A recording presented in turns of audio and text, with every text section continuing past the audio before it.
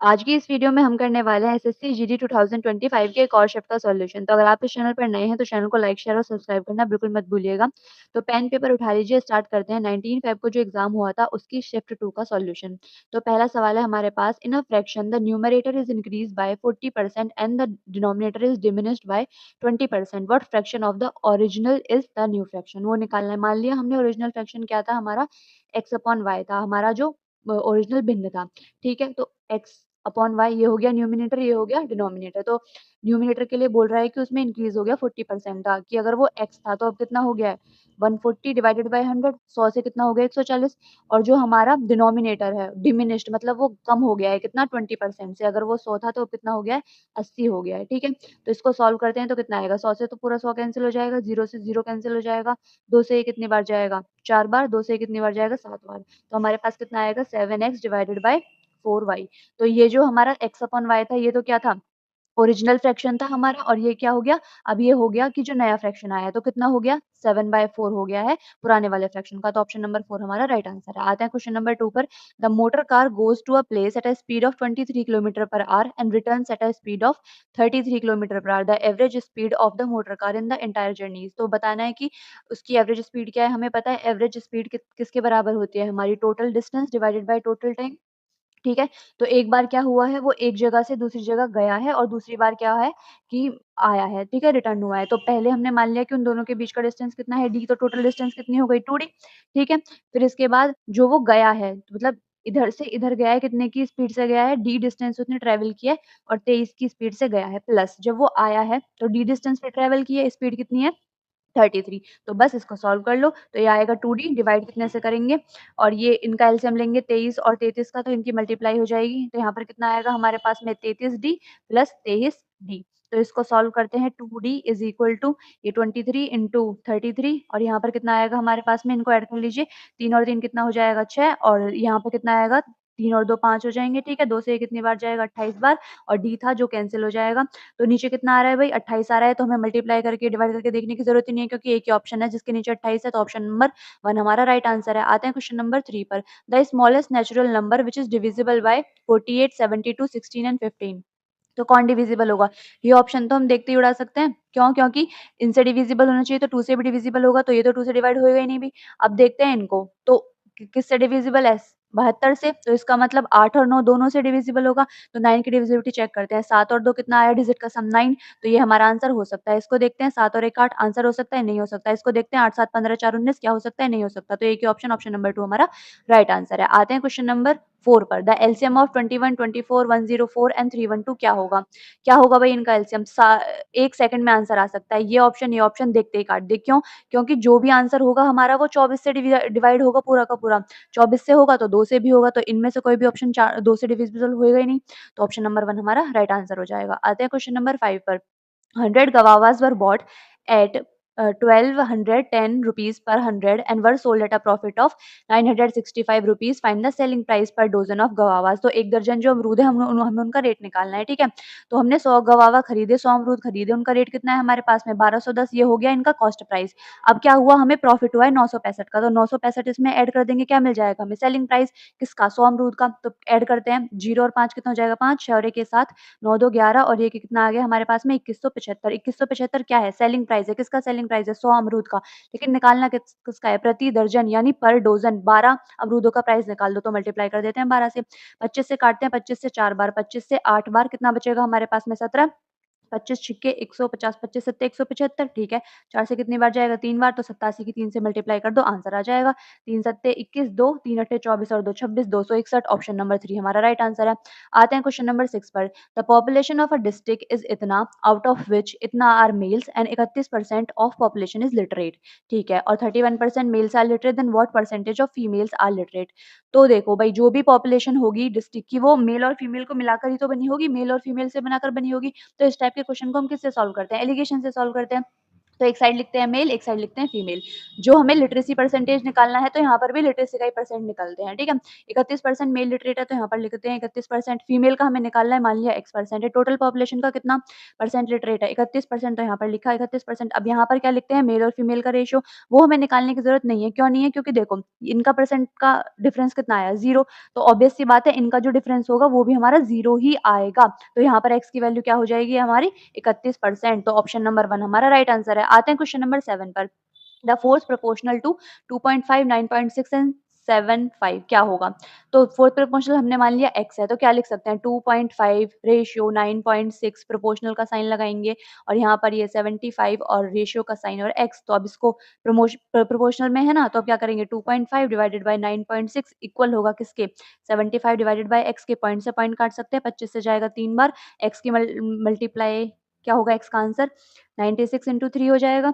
तो 3 छींग 18 और 1, 3 से 9 बार 27, 27 और 1 कितना हो जाएगा 28, 288। ऑप्शन नंबर 2 हमारा राइट आंसर है। आते हैं क्वेश्चन नंबर 8 पर। The fourth proportional to 16a and 9a is इतना, what is the value of a की वैल्यू बता दो। फोर्थ प्रोपोर्शनल है तो लिख सकते हैं 16 अपॉन में a और is equal to 9a upon में कितना, 324 लिख सकते हैं भाई, ठीक है। यहाँ से क्या आएगा, 16 की मल्टीप्लाई 324 के साथ क्रॉस मल्टीप्लाई होकर नीचे आ जाएगा 9 is equal to a square. अब हम स्क्वायर हटाएंगे तो इधर चल जाएगा रूट, तो यहाँ होगा 16 और ये 324 और डिवाइड कितने से, 9 से। कितना बाहर आएगा 4, कितना बाहर आएगा 18, डिवाइड कर दिया कितने से, 9 किसके उसमें बाहर आएगा 3 में, 3 छिंग 18, 6 चौक 24। ऑप्शन नंबर 3 हमारा राइट आंसर है। आते हैं क्वेश्चन नंबर 9 पर। क्वेश्चन नंबर 9 है हमारे पास में, when the difference between compound and simple interest for 3 years is इतना, 10% इंटरेस्ट पर एनम द प्रिंसिपल, प्रिंसिपल यानी मूलधन बता दो। अब हमें पता है 3 साल के लिए जब हमें क्या दिया हुआ, कंपाउंड इंटरेस्ट और सिंपल इंटरेस्ट का डिफरेंस दिया हुआ, तो उसका फॉर्मूला क्या होता है, CI minus SI is equals to P into R upon में 100 और इसका स्क्वायर। इतना ही नहीं, ये तो होता है 2 साल के लिए, पर हमें बोला कितने साल के लिए, 3 साल के लिए। तो यहाँ पर एक चीज और ऐड हो जाती है, 3 प्लस R अपॉन में 100, ठीक है। वैल्यूज रखो, आंसर आ जाएगा।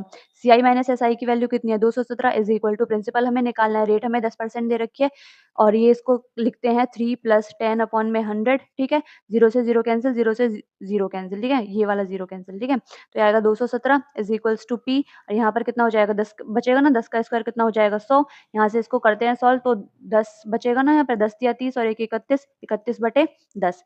इसको काटते हैं तो कितनी बार जाएगा, 7 बार। तो प्रिंसिपल की वैल्यू कितनी आ गई हमारे पास में, 7000। ऑप्शन नंबर 4 हमारा राइट आंसर है। आते हैं क्वेश्चन नंबर 10 पर। क्वेश्चन नंबर 10 है हमारे पास में, the average weight of Mohan, Mohammad and Ashish is 46 kg। If the average weight of Mohammad and Mohan भी 39 kg, then that of Mohammad and Ashish भी इतना, then the weight of Mohammad. तो मोहम्मद का वेट हमें निकालना है, तो हमें पता है एवरेज इज इक्वल टू कितना होता है, सम अपॉन में नंबर होता है, ठीक है। सम निकालना है तो एवरेज की नंबर से मल्टीप्लाई कर दो, सिंपल। तो यहाँ पर लिखते हैं मोहन प्लस ये मोहम्मद प्लस और ये आशीष है, तो इनका जो हमारा एवरेज दे रखा है वो 46 kg है, तो इनका सम कितना हो जाएगा, 46 इंटू 3, 3 से क्यों मल्टीप्लाई किया, क्योंकि इनका नंबर 3 है।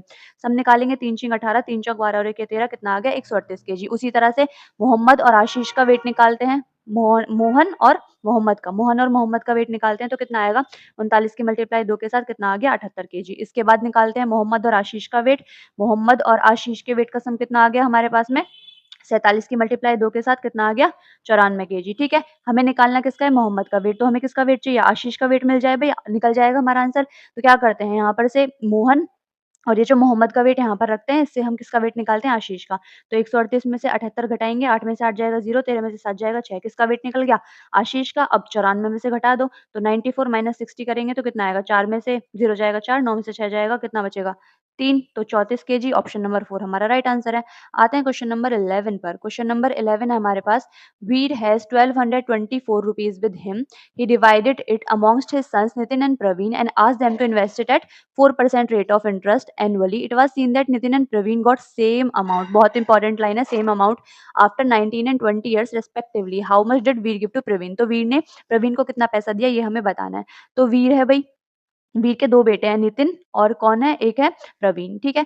तो जो हमारे पास दोनों को रेट कितनी है, 4% है दोनों के लिए ही, ठीक है। सेम अमाउंट होता है उनका आफ्टर 19 ईयर्स एंड 20 ईयर्स। तो नितिन का पैसा कितने के लिए भाई, 19 साल के लिए, और जो वीर है उसका पैसा, वीर नहीं प्रवीण, प्रवीण का पैसा कितने, 20 साल के लिए, ठीक है। तो जब हमारी रेट कंपाउंडेड हो तो उसके लिए अमाउंट का फॉर्मूला होता है, amount is equal to principal 1 plus R upon में 100, पावर में कितना आता है, टाइम आता है, ठीक है। अब सेम अमाउंट से हम क्या लिख सकते हैं, A1 is equals to A2, ठीक है। नितिन का पैसा हमने मान लिया n, 1 प्लस रेट कितनी है 4 डिवाइड किया 100 से टाइम कितना है इसके लिए 19 साल इज इक्वल टू प्रवीण का पैसा पी मान लिया 1 प्लस 4 अपॉन में 100 टाइम कितना है 20 साल।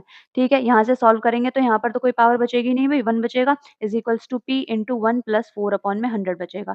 ठीक है, सॉल्व करते हैं आगे तो यहाँ से एन अपॉन पी की वैल्यू कितनी आ जाएगी हमारे पास में, ये क्या होगा मल्टीप्लाई होगी और 4 ऐड हो जाएगा कितना आएगा 104 डिवाइड कितने से 100 से, कितने से काटें इसको 4 से काटते हैं तो कितने आएगा हमारे पास 4 दूनी 8 4 पंजे 20 4 दूनी 8 4 चीन 24। ठीक है, ये आ गया हमारे पास में 26x और 25x रेशियो में। ठीक है, तो अब ये जो 12 से 24 है ये किसकी वैल्यू है हमारे पास इन दोनों के सम की, तो करते हैं इनका सम 6 और 5 11 तो कितना आ गया हमारे पास में 51x निकालना कितना कितना है हमें वीर ने प्रवीण को कितना पैसा दिया है 25 से मल्टीप्लाई कर देंगे 25x से x कैंसिल हो जाएगा कितने से काटते हैं इसको 17 से 17 × 51 और 17 सत्ते 119 कितना बचा 3 17 दूनी 34 3 से काटते हैं इसको कितनी बार जाएगा 3 दूनी 6 3 चौक 12 तो 24 की 25 से 7 मल्टीप्लाई कर दो आंसर आ जाएगा 25 चौका 100 10 कैरी में जाएगा 25 दूनी कितना 50 और ये कितना आ जाएगा हमारे पास में 600 ऑप्शन नंबर 3 हमारा राइट आंसर है। आते हैं क्वेश्चन नंबर 12 पर 3/8 of a journey is covered at a speed of 60 km per hour and the remaining distance is covered at the rate of 40 km per hour.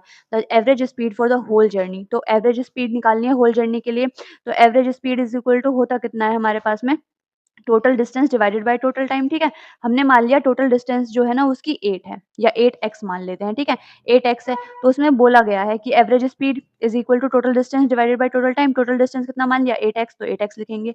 ठीक है, अब बोल रहा है कि जो टोटल डिस्टेंस है ना उसका 3/8 जर्नी जो है उसने 60 किलोमीटर पर की स्पीड से की है तो 8x का अगर हम 3/8 निकालते हैं तो कितना आया हमारे पास में 3x आया। तो जो डिस्टेंस 3x है वो कितनी इसकी स्पीड से चली है 60 की स्पीड से तो 60 कर दिया डिवाइड किससे speed is equal to distance upon में टाइम से तो time is equal to distance upon speed से। ठीक है, तो यहाँ पर फिर जो बची हुई है कितनी डिस्टेंस बच गई 8 में से 3 इसने कवर कर ली 5 बच गई जो बची हुई डिस्टेंस है वो कितने की स्पीड से है 40 की स्पीड से डिवाइड कर दिया 40 से। ठीक है, इसको सॉल्व करते हैं कितना आया 20 इसको करते हैं तो 5 से 8 बार ये आएगा 8x डिवाइड कितने से कर दिया ये x बटे 20 और ये प्लस कितना x बटे 8 तो इसको सॉल्व कर लो यहाँ से 8x डिवाइडेड बाय इनका एलसीएम कितना आएगा हमारे पास में 40।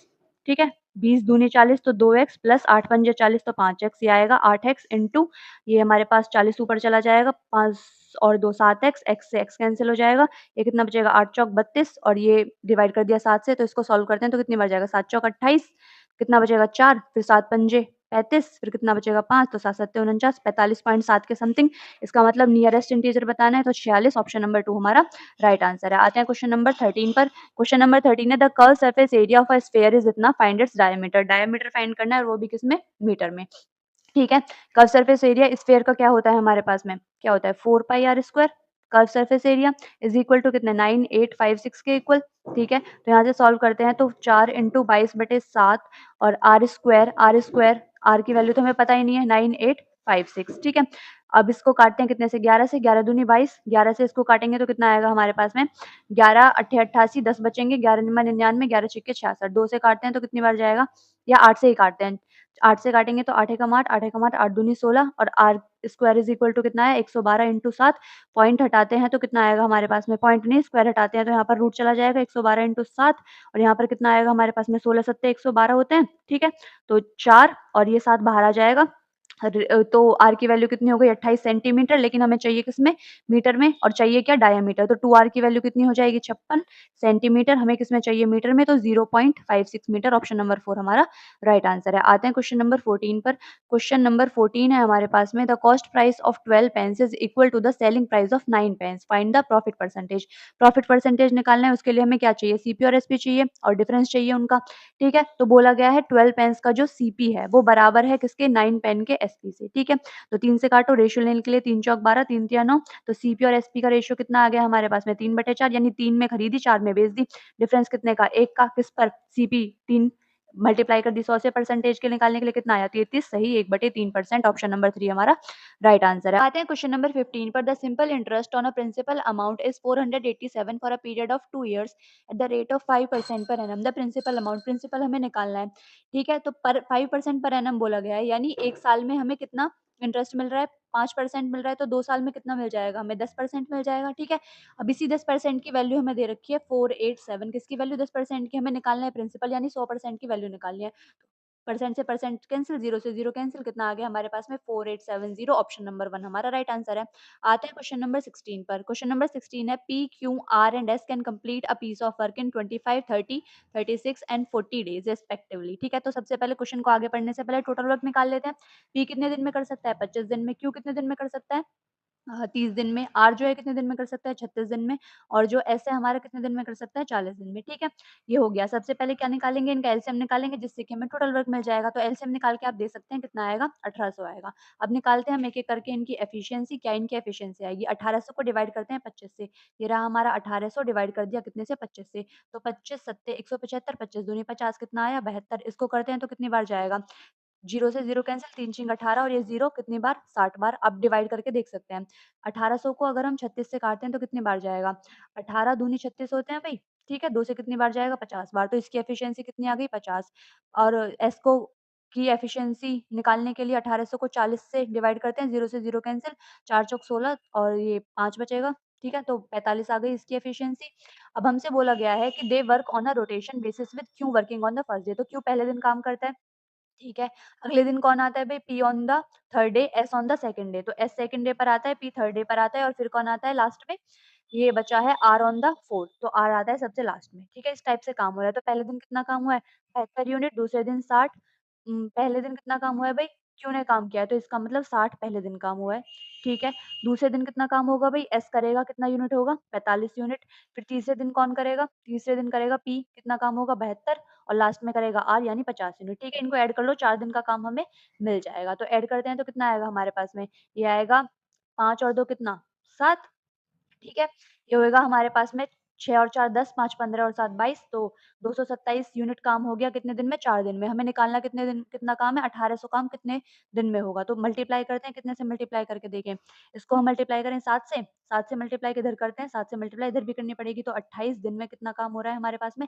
7 सत्ते 49, 4 7 दूनी 14, 4 18 और 1 कैरी, 7 दूनी 14 और 1 ये 15। तो इतना काम हो गया है। 1589 काम हमारे पास हो रहा है 28 दिन में। 1800 काम कराना है, तो 1 दिन काम और करा लेते हैं। कौन आएगा काम करने? क्यों आएगा? 60 काम और हो जाएगा, तो कितना हो जाएगा? 9 और ये 8 6 14 और 1 ये 5 और 1 ये 6, तो 1649 काम हो गया कितने दिन में? 29 दिन में। 1 दिन काम और करा लेते हैं, यानी 30 दिन में कितना काम हो जाएगा? अगले दिन 45 काम और हो जाएगा, तो 1649 में से कितना ऐड कर देते हैं? 45 और ऐड कर देते हैं, तो 9 5 14 और 1 ये 4 4 8 और 1 ये 9, 1694 काम हो गया। 1 दिन और काम करा लेते हैं, 31 दिन।